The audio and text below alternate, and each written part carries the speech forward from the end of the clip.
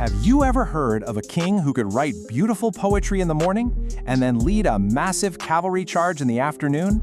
Well, that was Krishnadevaraya. He was a ruler who was as brilliant with a pen as he was with a sword, and he was the man who built a true golden age in Indian history. I mean, this quote just says it all, doesn't it? It perfectly sums up who he was. A man of incredible contrasts, a fierce warrior with the soul of an artist.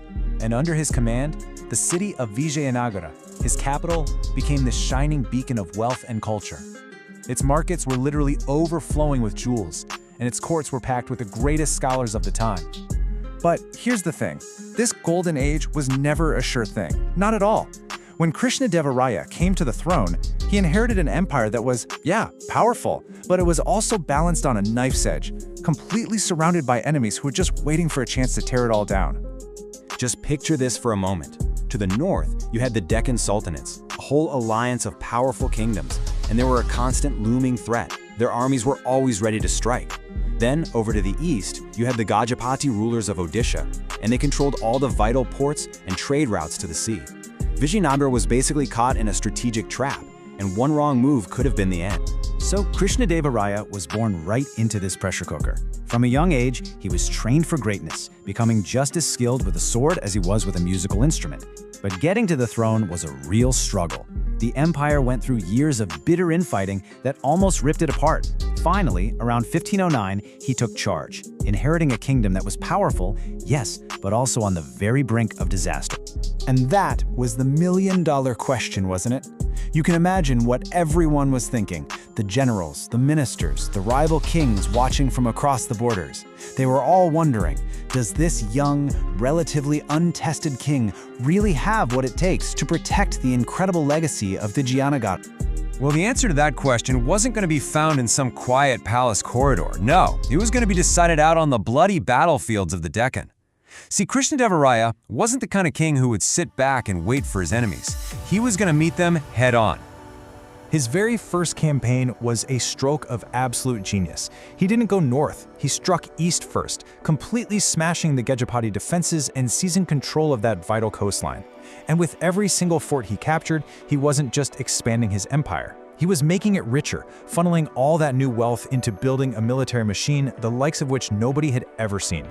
Now try to wrap your head around this number. For the massive, decisive battle at Richest, Krishnadevaraya brought together an army of over 700,000 soldiers. 700,000! That alone tells you everything you need to know about the incredible power and wealth he now commanded. And this was no ordinary army. It was a terrifying mix of the old and the new. You had these massive towering war elephants and endless rows of disciplined infantry, but they were backed up by a deadly new technology for the time. Firearms, which he got from his Portuguese allies.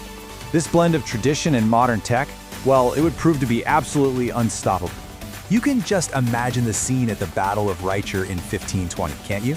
The whole sky is black with smoke from the Sultan's cannons roaring from the fortress walls.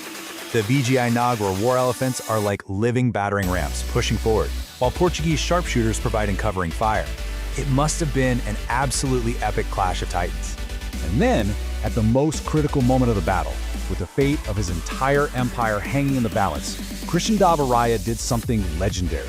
He spurred his own horse forward, personally leading a charge that smashed right through the enemy ranks and completely turned the tide of the war. It was a moment that would be sung about for generations, the day the warrior king led his men to an impossible victory. But you see, winning wars was only half the story. Krishnadevaraya's real genius wasn't just in his ability to conquer, but in his incredible vision to build and create. Back in his capital, Hampi, he was building a legacy that would last much, much longer than any military victory. He just got it. He knew that a strong empire is really built on the happiness and prosperity of its people. So he commissioned these huge irrigation projects, canals and tanks, turning dry, useless land into fertile fields. This farming boom created a thriving economy, and with all this new wealth, Krishnadevaraya turned Vijayanagara into a breathtaking center for the arts and culture. His court was famous across India for the Ashtadiggajs. The name literally means the 8 elephants of the directions, and it was this legendary group of 8 Telugu poets. They created some of the greatest literary works of the era, and the king himself personally supported and encouraged them. In fact, Krishnadevaraya was an amazing poet in his own right, even writing an epic poem called Amukta. And of course, you simply cannot talk about his court without mentioning the legend, the one and only Tenali Rama. The stories of this incredibly clever and witty court jester who could outsmart literally anyone, they show us a whole different side of the empire.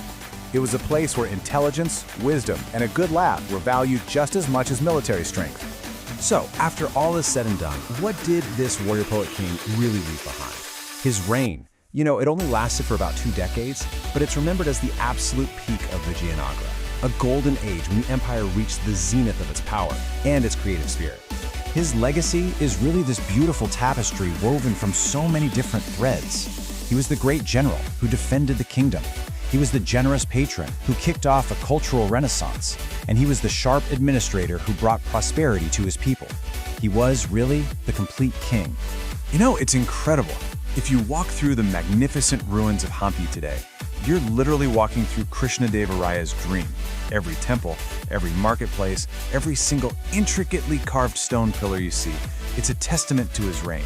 It's a physical reminder of a time when one single leader held that rare, amazing combination of raw strength and a beautiful soul.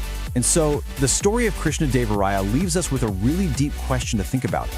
What is the true measure of a great leader? Is it found in the courage shown on the battlefield? Or is it in the quiet beauty of a poem or the justice delivered in a courtroom? Perhaps his legacy is the ultimate reminder that the greatest leaders aren't just the ones who can win wars, but the ones who can build a world that's truly worth fighting